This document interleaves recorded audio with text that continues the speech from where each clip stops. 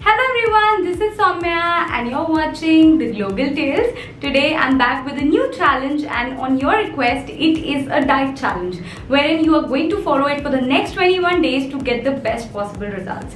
Now you all know that I have been doing intermittent fasting, but I get so many messages by girls who tried to start intermittent fasting, but after like 4 or 5 days they feel that they can't do it for longer period of time. So in this video we are going to talk about how to take up this challenge, how to decide your window, what to eat in eating window, what to eat in fasting window, when to exercise when you are doing intermittent fasting, how to not feel weak during intermittent fasting, and what to do on cheat days. So everything in detail will be covered in this video, so watch this video till the end so that you get all your answers. So this complete program is a 21 days challenge wherein for the first 7 days you are going to follow 12:12 intermittent fasting. Now you are a beginner, you need to understand you cannot directly dive into 16:8 or 18:6 because your body needs to adapt to change. So it's important that you begin very slowly and gradually your body will get adapted to the change. So first 7 days you have to go for 12:12 intermittent fasting cycle, 12 hours of eating and 12 hours of fasting. Now for the next 9 days we will be going for 14:10, that is 14 hours of fasting and 10 hours of eating. Again, we are actually developing our body in order to make sure that it adapts the changes very easily. So it's not like you are pressurizing your body not to eat suddenly for 16 hours or 18 other hours. Then you will feel sick, you will feel headache, and these are the very common symptoms that you feel in the first few days of intermittent fasting. If you initially begin with such difficult cycles, with time obviously you will be able to do it, but if you start it in the beginning itself, you will only do it for 2 or 3 days, and then the problems will not let you do it for a longer period of time. Then for the next 5 days you are going to do 16:8, wherein we are going to fast for 16 hours and then 8 hours of eating. Now this is a very comfortable zone. After doing it for 16 days, now your body is in comfort zone, so you can actually switch to 16:8. So this is the way how your intermittent fasting plan is designed, to make sure that your body slowly and gradually adapts to the changes and you don't push it towards not eating anything or fasting for a long period of time and then having serious circumstances. So yeah. Now the next very important question here is how to decide the window. It varies from person to person and their schedule, but there are a few important things that you should keep in mind while deciding a window for yourself. No matter what kind of fasting cycle you are in, it's important that you decide a window according to your schedule. If your window is decided based on your schedule and it's easy to follow, it's more likely that you are going to follow it for a longer period of time. You make it harder to fit it in your schedule, you will not do it for a long period of time and you will end up doing it for a few days and then coming back to your original schedule. So it's important that you make your window comfortable according to the schedule that you already have. A very important thing that you need to consider while deciding the window is that you don't actually shift cycles every day. Like some people today they are following intermittent fasting like for 12:12. They are doing it from 12 AM to 12 PM, and then tomorrow they are doing it from 10 AM to 10 PM, and they like change cycles every day. That's not really healthy because your body will get confused. So you need to stick by your cycles. I'm not talking about cheat days. I'm going to talk about cheat days later in the later section of the video, wherein we are going to discuss why it's important to shift your windows on your cheat days. But for regular intermittent cycles, keep it same, don't change it very often. And one more thing that I want to add while deciding your window, make sure that your fasting window actually aligns with your sleeping cycle. Like most of the time of your fasting window goes with your sleeping. This is a very healthy trick. Now coming on to what to eat in the eating window. Now your day begins with an early morning drink that I recommend to everyone, whether on intermittent fasting or not. You should begin your day with an early morning drink, be it lemon water, be it apple cider vinegar, be it jeera water. Anything that you choose for yourself should be there in your early morning, because it's very important point when it comes to intermittent fasting is that you should not break your fast just by jumping onto carbs, jumping onto proteins and fats and eating a lot of it in just one go because you are very hungry. It should be a slow and gradual process, because otherwise your digestive system gets upset. For example, for 12 hours you're not eating anything, so your digestive system is on rest. Now suddenly you have given lot of work on, lot of pressure on it together and making it to work more and more in just like few minutes and few hours. So it's very important for you to understand that you have to give them work, give them food in order to digest very slowly and gradually. So you should always begin your day very slowly. So begin your day with an early morning detox drink wherein you can have apple cider vinegar, lemon water, jeera water. Now the second thing that you are going to have is the early morning snack, because you're not going to put your digestive system on fire by putting a lot of food. So definitely not having a heavy breakfast as the first meal of your day. We are going to have an early morning snack. Be it your early morning or anything that window that you decide for yourself, it's completely fine. Just like after 10 to 15 minutes of your detox drink, you're going to have an early morning snack, be it having some walnuts, some almonds, some dry fruits, some seeds like chia seeds, flax seeds, anything that you choose for yourself.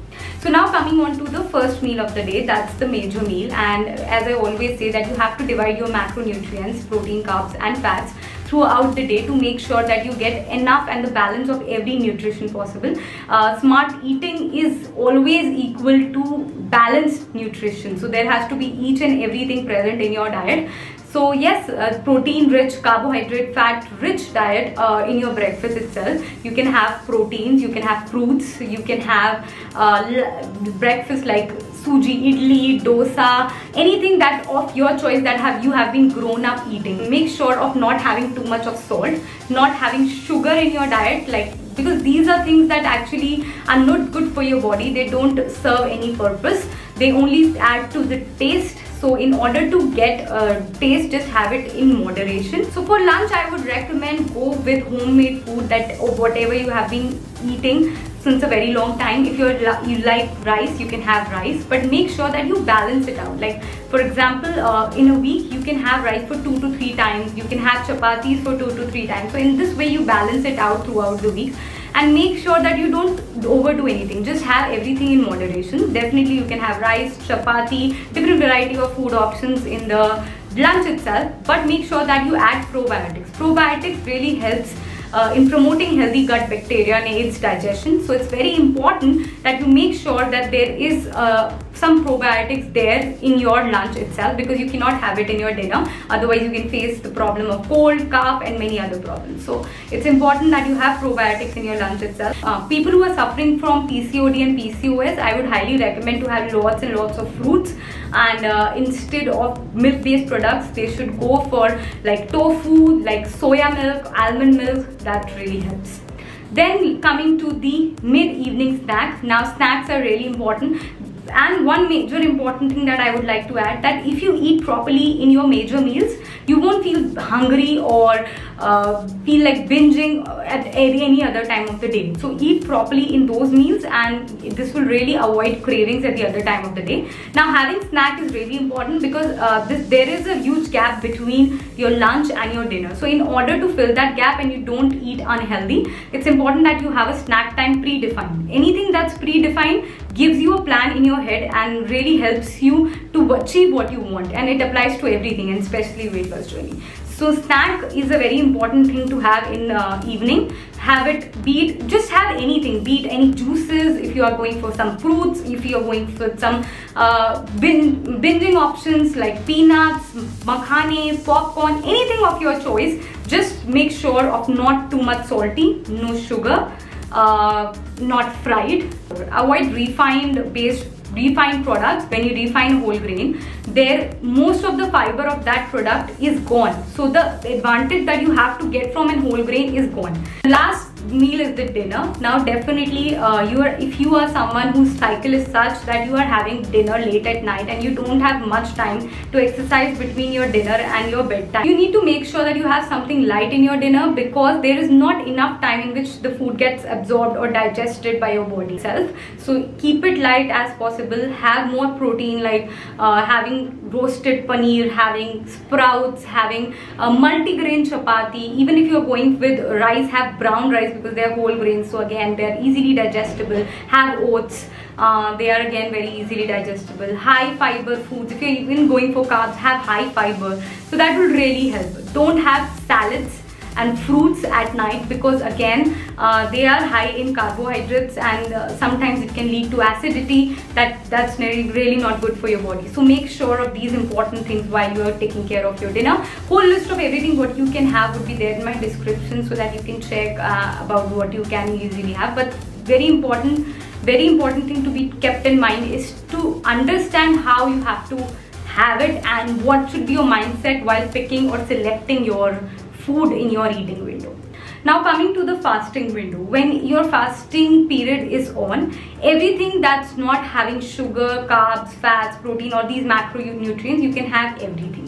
Now when it comes to your early morning detox, when it comes to your black coffee, you can have everything. You can have lemon water, you can have more and more liquids. Having black coffee actually helps in reducing your hunger by providing you enough energy to survive. Everything that has carbs, fats and proteins is strictly prohibited, because that's not fasting then, right? So it's very important that fasting, so you need to understand what fasting actually means. And that period you are actually giving your body some rest, and you are letting the body process the food that it already has, or you have given it in the eating window. So it's the rest time for your body. It's doing its process, but you are not giving them more work. They are actually completing their pending work by digesting or processing the previous food that they have been getting in the eating window, right? The exercise. Now this actually depends and varies from person to person when to exercise during the day. And I always say at any time of the day you can exercise, but make sure that you do it for regularly. But when it comes to intermittent fasting, people doing exercise in their fasting window feel comparatively weak as compared to people who are doing it in their eating window.